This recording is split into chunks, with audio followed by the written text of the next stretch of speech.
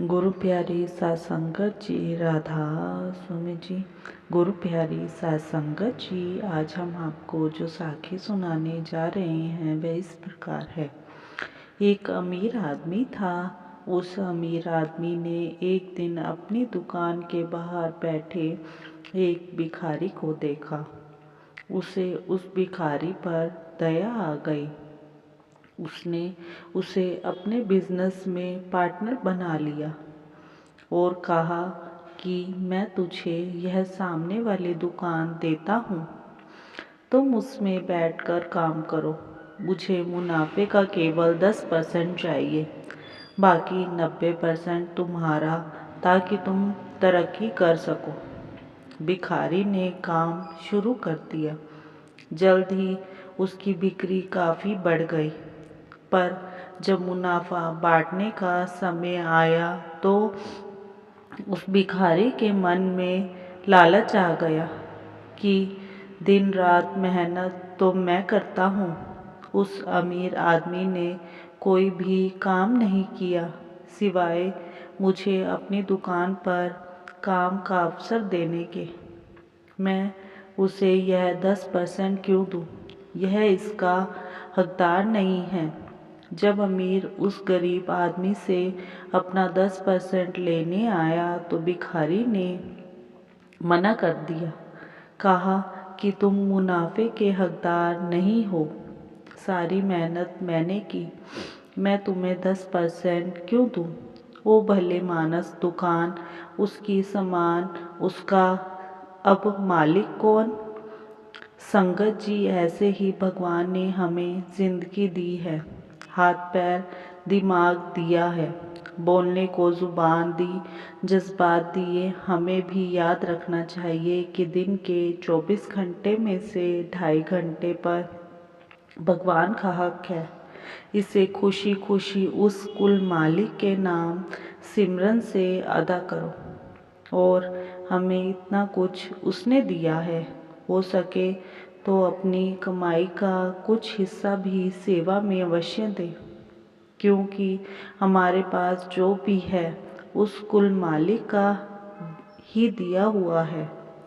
जिस प्रकार बच्चों को स्कूल का काम मिलता है और हम पूछते हैं कि तूने स्कूल का काम कर लिया, सुबह स्कूल जाना है, नहीं तो मैडम पिटाई करेगी, वैसे ही सतगुरु जी ने सबको नामदान देकर सिमरन के लिए भेजा है। रोज का काम रोज कर लो। बाबा जी ने हमें रोज 2.5 घंटे सिमरन का काम दिया है। एक ना एक दिन सतगुरु चेक तो ज़रूर करेंगे, फिर पूछने के लिए नहीं रुकेंगे कि कहाँ से शुरू करूँ। जब रिश्ता सतगुरु से रूह का जुड़ जाता है, फिर कहने सुनने को कुछ नहीं रह जाता। तो घट घट वासी अंतर्यामी, कोई पार न पाया तेरा। बाबा जी हर तरह की सेवा को बराबर का दर्जा देते हैं। हमारी छोटी सी कोशिश को सतगुरु बिना फर्क किए कबूल करते हैं।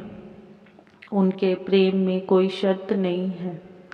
वह मालिक खुद ही अपने सेवादारों के ज़रिए सेवा करता है। सेवा तो हमारे पास मालिक का दिया अनमोल तोहफा है और उस मालिक की दया मेर से ही हम सेवादार सेवा कर पाते हैं।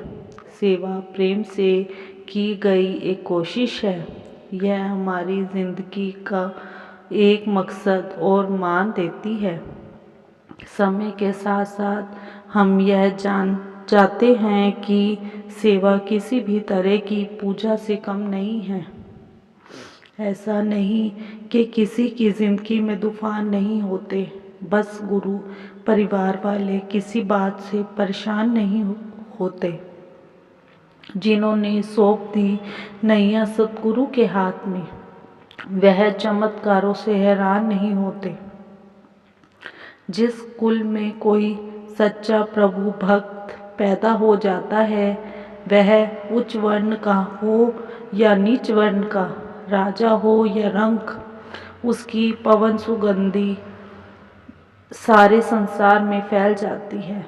ब्राह्मण, क्षत्रिय, शूद्र, चंडाल और अपवित्र मन वाला कोई भी व्यक्ति क्यों ना हो, वह मालिक के भजन सिमरन से पवित्र हो जाता है।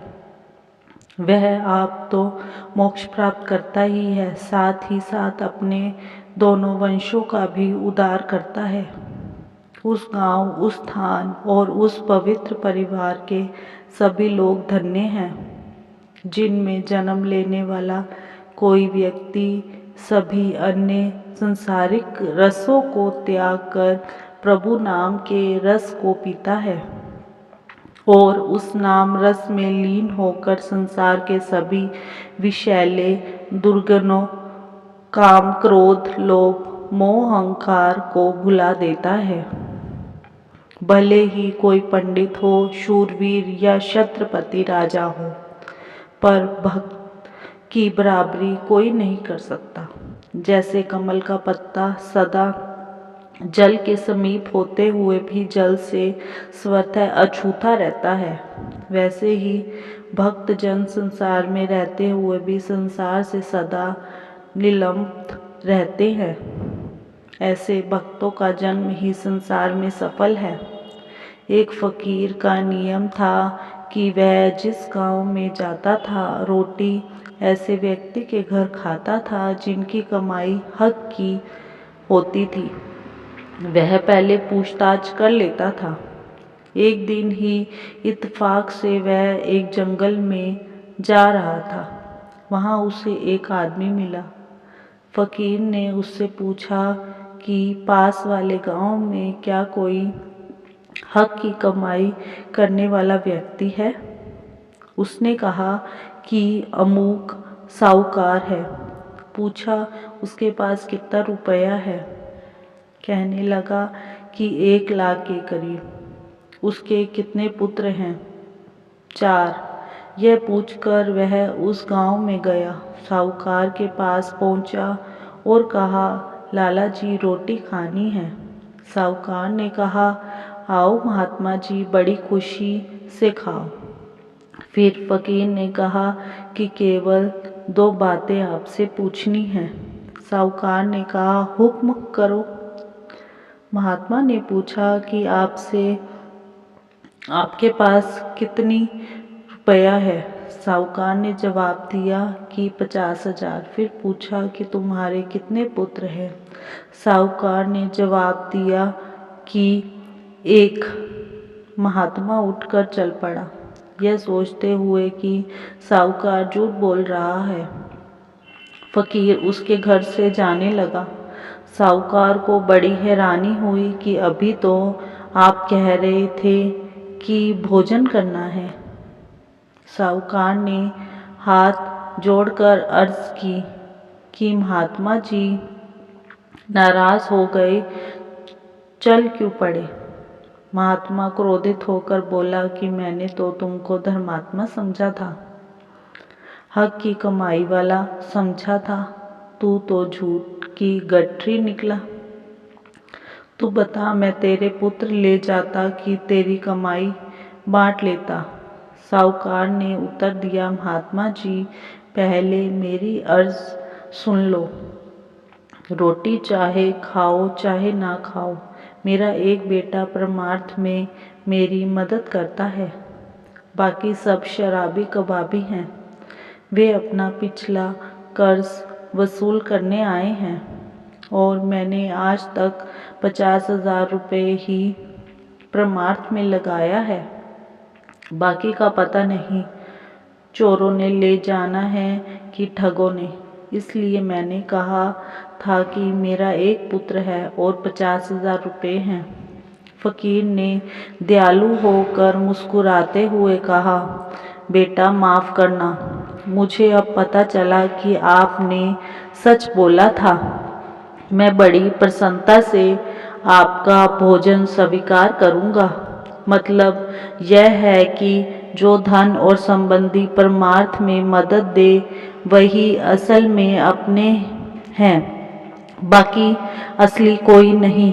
इसी के साथ इजाज़त चाहते हैं। मिलते हैं अगली साखी में, तब तक के लिए राधा स्वामी जी।